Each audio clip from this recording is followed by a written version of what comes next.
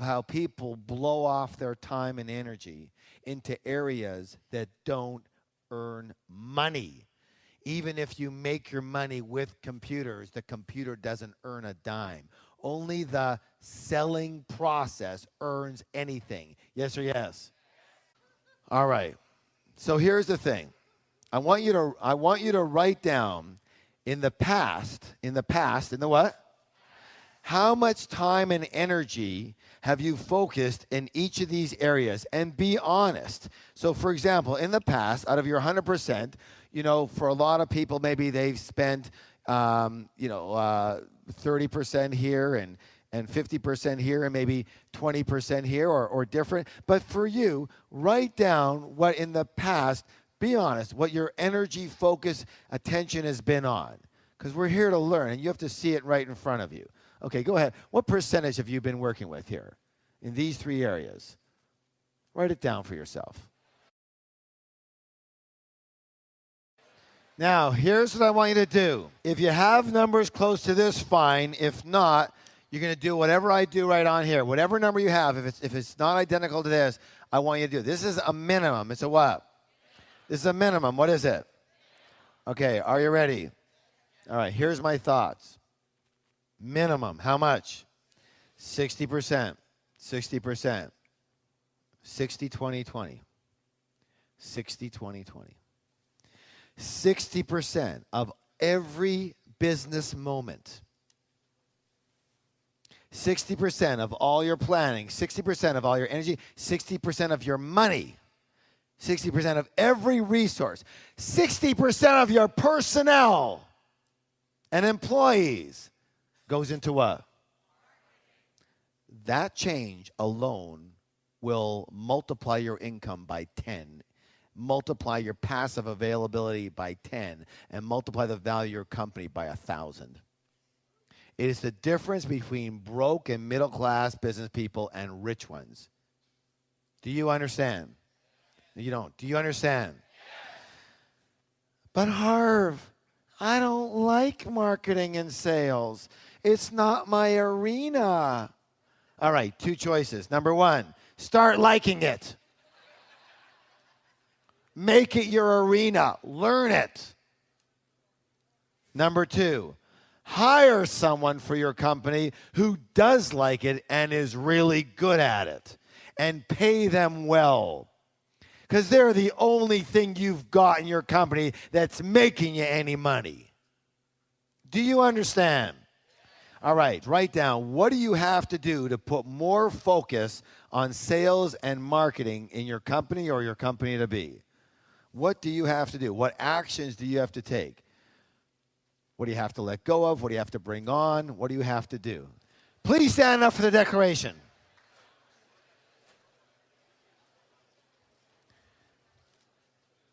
Hands on your heart, please. I focus most of my business energy on marketing and sales. Again. One more time, twice as loud, please.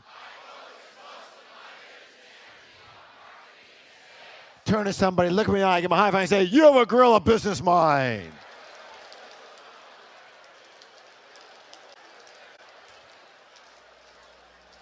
All right, now I want to cover again elements that most of you know, but you don't necessarily do. Yes or yes? Simple, simple, simple.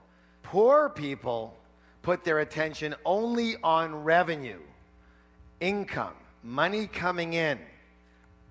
You ask them how you're doing in business, and they go, well, I have quite a bit of money coming in, so I'm doing good.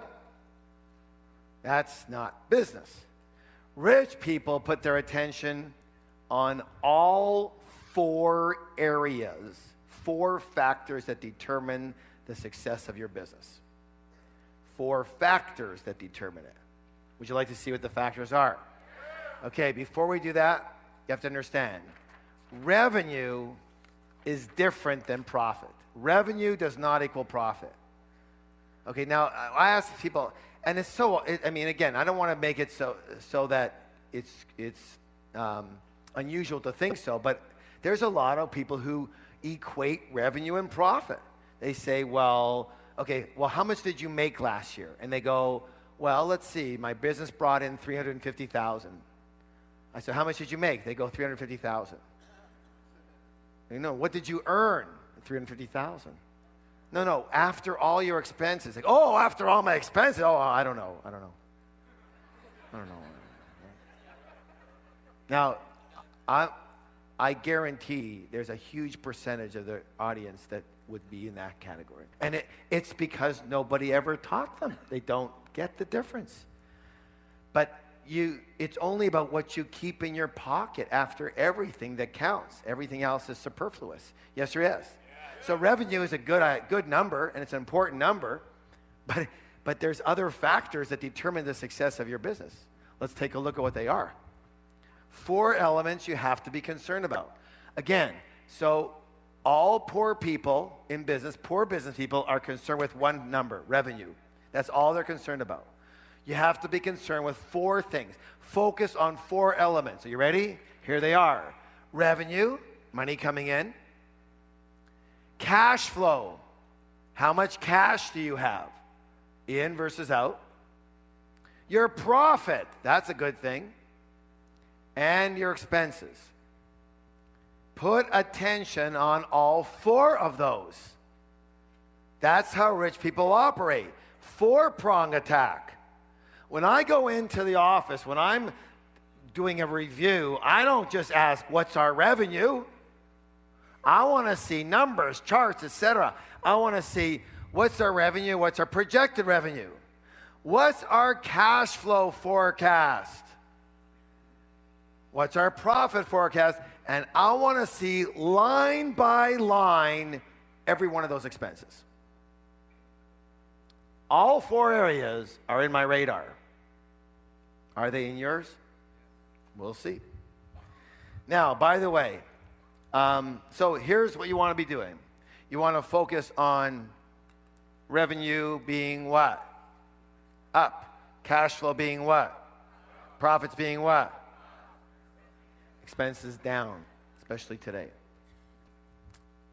Why do you have to focus on keeping expenses down? Because other than that, it creates from revenue, you take off expenses and you have your profit. Now let me say this right now. One of the things that for this economy right now, slash your expenses and overhead. You must slash them right now. And I'm using that word very specifically. Slash means slash. You must be a ruthless business warrior. It doesn't mean you hurt people, but it means you're in business tomorrow. Understand? And there's some ways to do that we'll talk about in a couple of minutes. But you must become lean and mean. You cannot imagine running a race and trying to win a race. And in the old days, a few years ago, a couple of years ago, even a year ago, you actually had a car to ride in the race. Guess what? Your car's gone. No car. You got to run now. Now the question I have for you is, how much weight are you carrying? If you're carrying massive amounts of weight, you will not finish this race. I promise you. In this economy, you must slash your expenses. You must slash your overhead. You must get rid ruthlessly of everything that does not contribute to the essence of your business. No more luxuries. Anything that is not a necessity is out the door now. I know you don't want to hear that. But that's reality in today's market. Yes or yes? It really is. And you go, well, I don't want to lay off people. If you have people that are not needed 1,000%, they're going to have to go, or you're going to have to double up, et cetera, et cetera. Or here's a good thing. Make sure they understand marketing and sales and put them there. There's an 80-20 rule. What's the rule? 80-20. It says 80% of your profits come from 20% of your actions. 80% of your income will come from 20% of your expenses. What that means is 80% of your expenses can probably be let go without hurting you too badly. And I would rather see you, what we call right-sized, than just grow this big, huge company that you have stress around and you're wondering how you're going to pay. You must maintain flexibility in this economy or you're in trouble. Yes or yes? How many people agree with that? All right, so we're going to keep this real simple. So very simple, you concentrate on sales, revenue up, cash flow. Most businesses go out of business not because they aren't profitable. They go out of business because they don't have the money to pay bills as they come in. The bills are in, but you don't have the money to pay it right now. Your money isn't in yet. Raise your hand if you know what I'm talking about here. Now, that's timing. There's a big difference between money coming in and money that will be coming in. And that leads to cash flow. Again, I'm going to say it again. Listen closely here. You don't believe it yet, but you will if you're in this position. Most businesses, most people run into trouble because they cannot pay their expenses. Not necessarily because they don't have the sales or the revenue, but because the revenue hasn't come in yet, but the bills have. By far, most businesses go under because of poor timing, not poor sales. Poor timing. That's why guerrilla business owners do their best not to get involved. And I'm going to hurt some people here. Guerrilla business owners do their best not to get involved in any businesses that carry receivables. No. Do your best. You do your best. Your policies are different than everybody else's policies. You don't put out credit very easily. You don't have terms.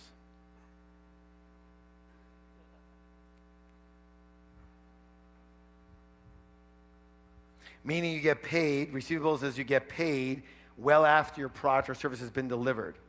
By the way, I just want you to notice, again, hopefully you model what we do. Yes or yes? Make sure that you are keeping your expenses low, your cash flow is strong. Okay, take a minute right now.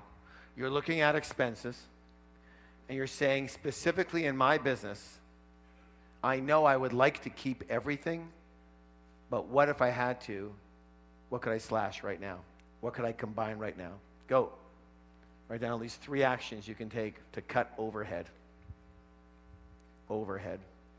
Expenses.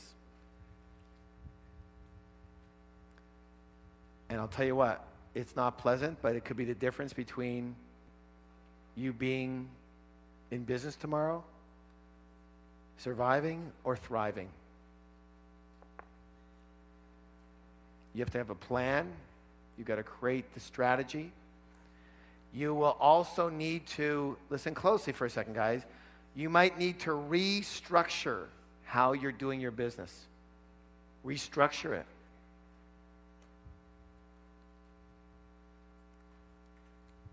To increase your flexibility, decrease your overhead. And I like the idea of outsourcing. Please stand up for the declaration.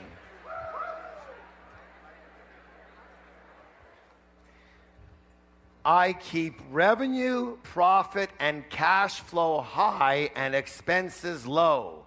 I keep revenue, profit, and cash flow high and expenses low. I keep revenue, profit, and cash flow high and expenses low. One more time. I keep revenue, profit, and cash flow high and expenses low. Turn to somebody, look at me, give me a high five and say, you have a guerrilla business mind.